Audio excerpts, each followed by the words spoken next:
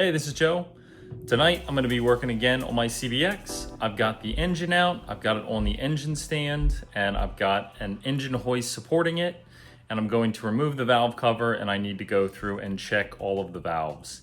Unfortunately, there are 24 of them that I need to check. And in order to adjust them, you have to replace shims underneath each. So I have to go through and measure each, ensure that it's within spec. If it's not, I can always move shims around. Sometimes that's a good way to do it. If I can't do that, then I'll have to buy new shims off of eBay or Facebook group, whatever I can find, so that I can get all of them in spec. So hopefully this is helpful. If you enjoy it, subscribe. I'm gonna be posting more videos about the CBX.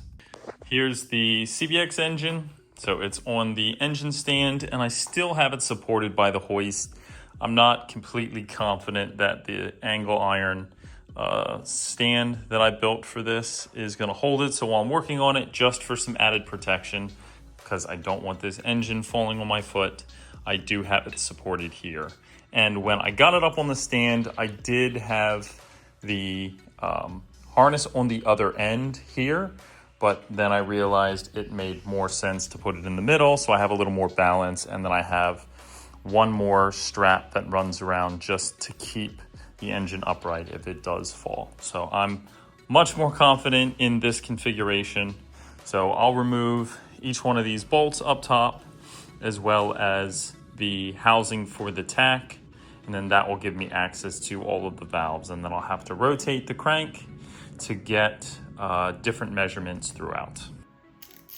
So I'll remove the tack housing.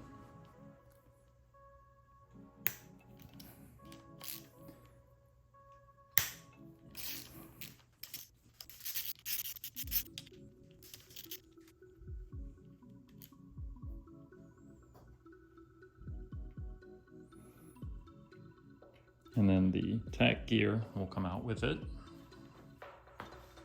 And there's also an O-ring that will pull off. And that was 8mm. Now these are all 10mm.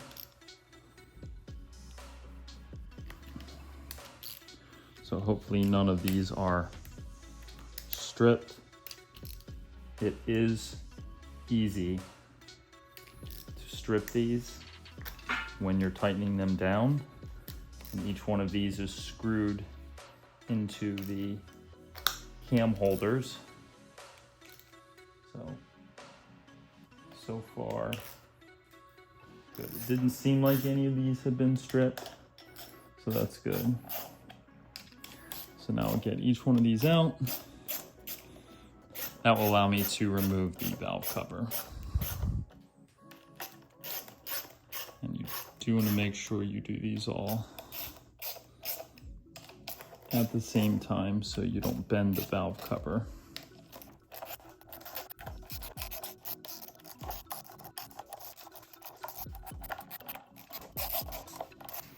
And hopefully no oil is going to come out, because I have drained the oil already, but we'll see.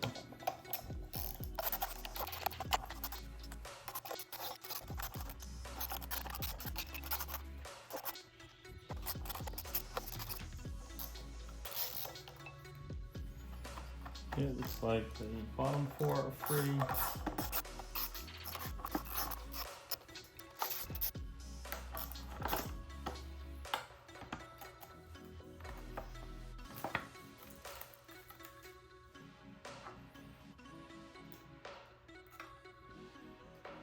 Alright, so that is all free. So because all the oil's been drained, I didn't have any leak out when I was removing the valve cover, which is great. And then now I can inspect each one of the valves underneath the intake and exhaust cam and ensure that we have proper clearances on all of them. So we've got 2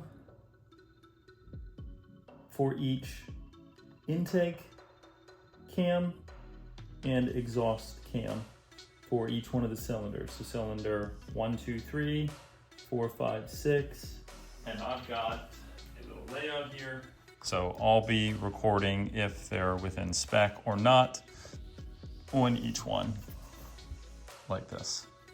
Now here's the Honda manual, and it talks about the valve clearances. So down at the bottom, it gives you, they should be 0.08 millimeters, and then they can be plus 0.05 or minus 0.02. If anything, you want valves to be more loose than tighter. So there's a saying that loose valves save lives. If your valves are too tight, that means that they are not closing completely, and you're going to be losing compression, and it can cause all sorts of issues. So we definitely want to make sure it's not anywhere close to, so essentially 0.06, we'd like it to be 0.08 or higher. And if we do have something that's close and we have another that is a little too wide, then we can always swap those and get both of them closer to where we need to be. So we will rotate the cam so that we can test different valves throughout. So you can see down here, there's a little chart that says where you have to turn the cam to and then which valves you need to measure. So starting out, when you open, it looks like cylinder 2, you have valves to maximum on number 2 intake, number 1 exhaust, and number 3 exhaust. So we'll see where the engine is right now, and then we'll start taking measurements. Now to rotate the engine, we need to remove this right cam cap.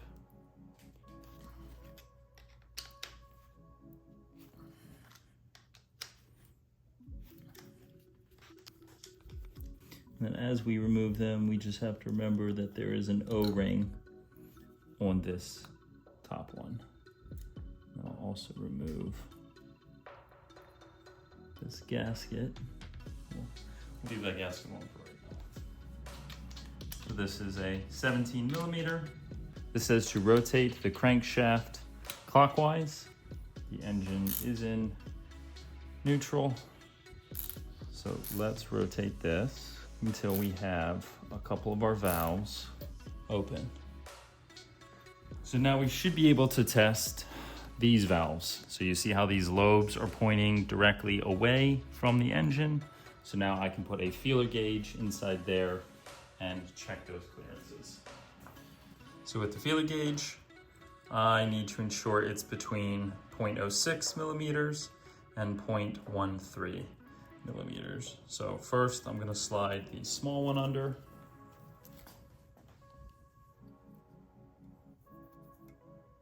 Okay, that's good. It slides smoothly. That's what we want. So they're not too tight.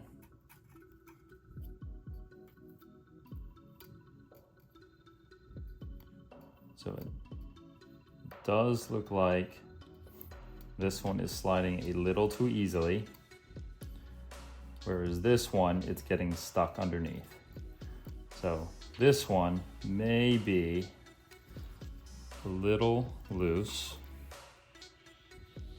and you should only feel a bit of drag. Whereas I feel a little more drag on this one than I do on this one. All right, so I'll mark that down. This one may be a little loose, and this one is well within spec. So also, I can check these two because they are also in the correct spot.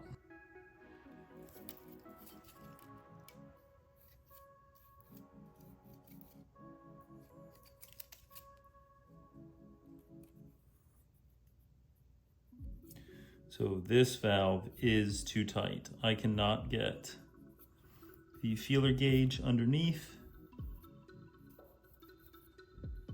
whereas I can get this one in.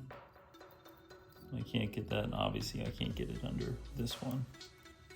So this one is too tight. Okay, so I rotated crankshaft. Now I can check a few more.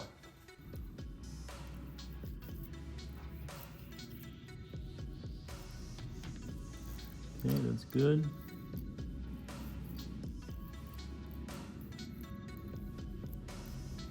Both of those may be a little loose.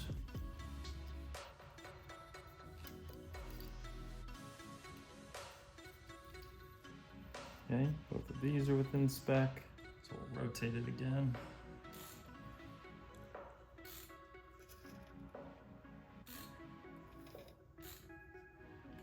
And check these.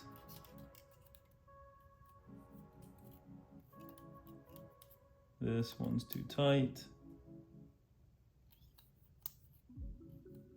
This one does feel too tight as well. Yeah, this one's definitely tighter than that one. Check down here. Those are both good.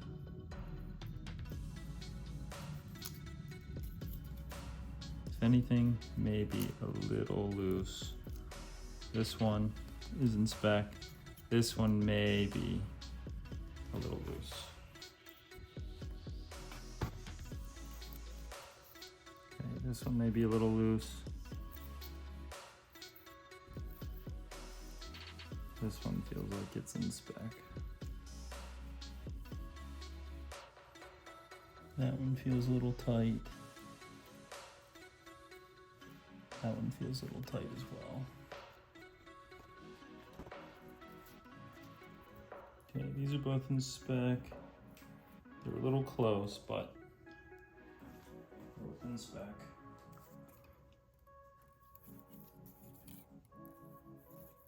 Okay.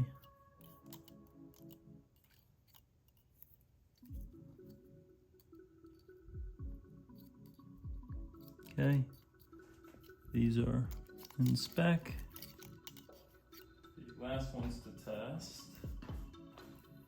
These.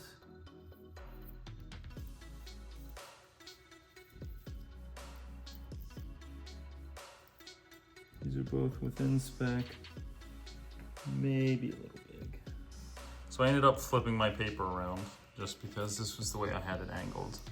So we can see we've got a couple that are too tight. So we've got 1, 2, 3, 4, 5. We've got 6 that are too tight on the intake cam, and then we've got, let's see, those are a little loose, so we don't have any that are tight on the exhaust, so it's just a couple on the intake.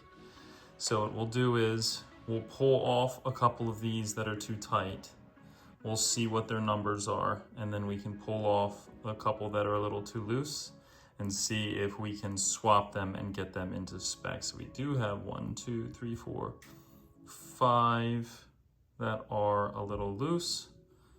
So we'll see if by moving these around we can get them back into spec, and then any we can't, we'll have to buy new shims for them. So let's start with these two, since both of them were too tight.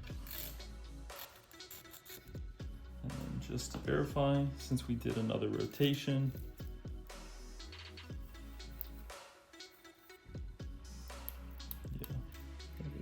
tight. So we'll also pull these out real fast. And yeah, just by looking at them, we can see that there is no gap under there. So we'll pull this out temporarily. I do have a specialty tool from Honda that is designed to push down these valve seats so I can get these shims out. So once you get this in straight, you can push down and slide this around, and then that will give you access to get the shims out, to get the shims up. So you can get the shim up like that, and then you can use a magnet to pull them out. And then sometimes the shims have a measurement written on them. You can see this one says 295. So I think each one of these shims come in 0.005.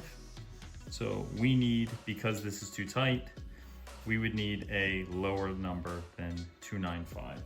And then also to verify, we can do this. So we can see it's 2.95 millimeters.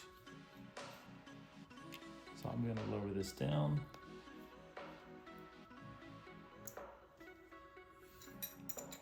And then one of these was too loose.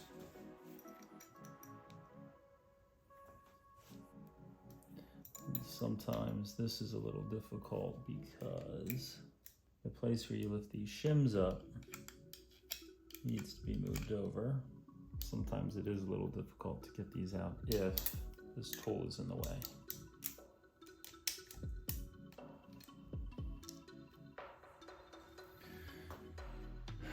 Okay, and this is a looks like a 282.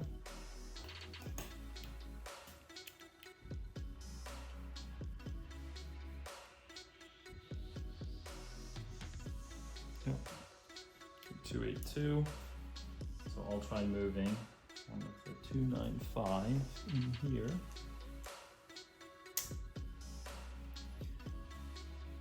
Let's see if that is still within spec.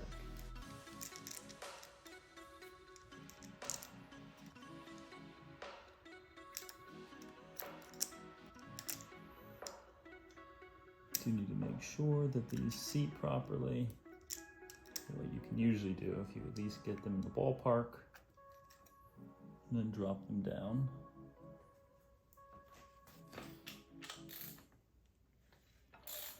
What I'll do is I'll just do a rotation, make sure it's seated. All right, so unfortunately, that shim is too big for this one. So another thing to note, if you do take out shims, ensure you put other ones back in because you won't be able to spin the cam because it will get caught on these lobes if you don't have a shim in there. And then you have to use a screwdriver, you can scratch things up. It's not good. So make sure if you take out shims, you have other ones in there as you're moving things around.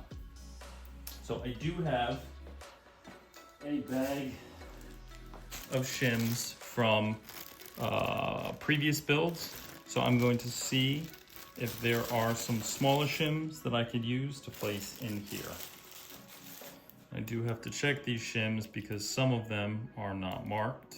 So this one, for instance, looks like it's a 295 as well. Okay, we do have a 285. So I'm going to put that one in there.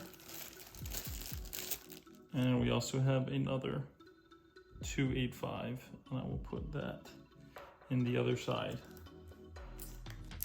So that one will go in first. That one needs to move just a little bit.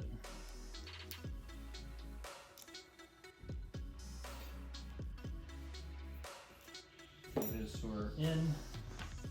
I'm going to rotate this real quick to see if I can get this to drop into place. They both dropped into place. I'll continue rotating, and then I can measure again. So this one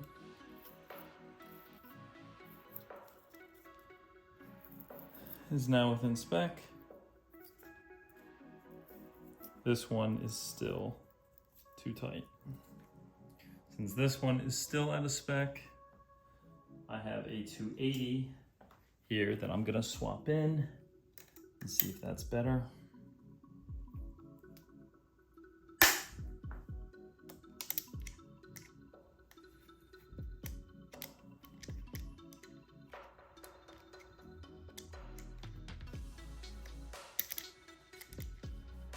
Just another note, we do need to make sure that there is no little pieces of metal or anything that could interfere with the seating properly.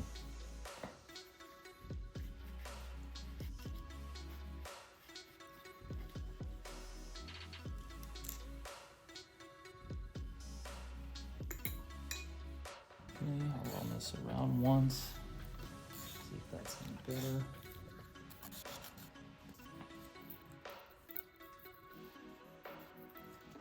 They both look like they are in spec now. So these are now in good shape. So I need to go back to this one and get it back to in spec. So I will remove what I put in because it was too much.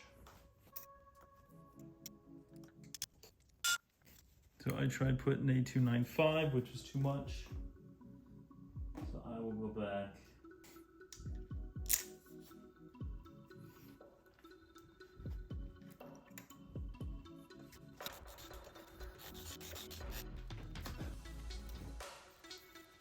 Okay, that one's in good shape. So since these two are loose, I'm curious to see what they are, because I do have some tighter shims that I can use. This is a 282. Try putting a 295 back in.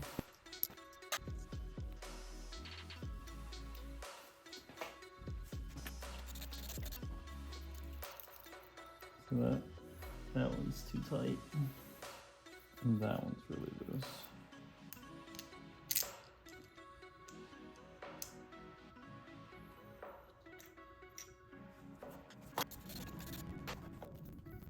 Alright, so those are back in spec, but good. So both of these valves are tight. So I'll pull this out.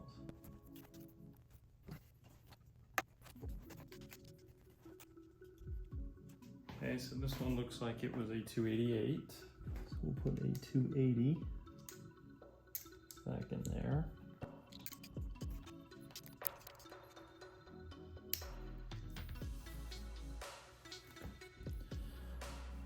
This one is a 285. So we'll put a 280 back in here.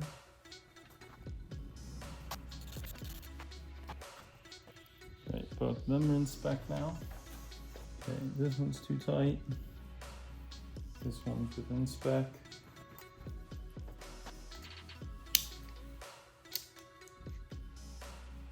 So that was a 290. We'll put in a 280.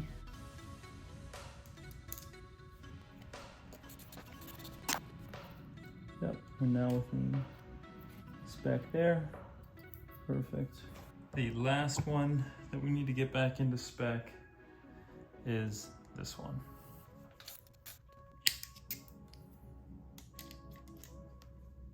So this one that was in, looks like it was a 295, or we have a 285 that we'll put in. Spin it around once. Perfect. Okay, we'll put this oil rail back in. All right, so at this point, we went through and the 1, 2, 3, 4, 5, 6, all 6 of the tight valves are now back within spec. The ones that were a little loose, I'm gonna leave because I think we're in a good spot. So that was nice because I didn't have to buy any new shims in order to do this. And then I did have to make sure that each one of these, I assume these are for controlling oil. I made sure that these were all seated properly. So we're in good shape. Thanks for watching.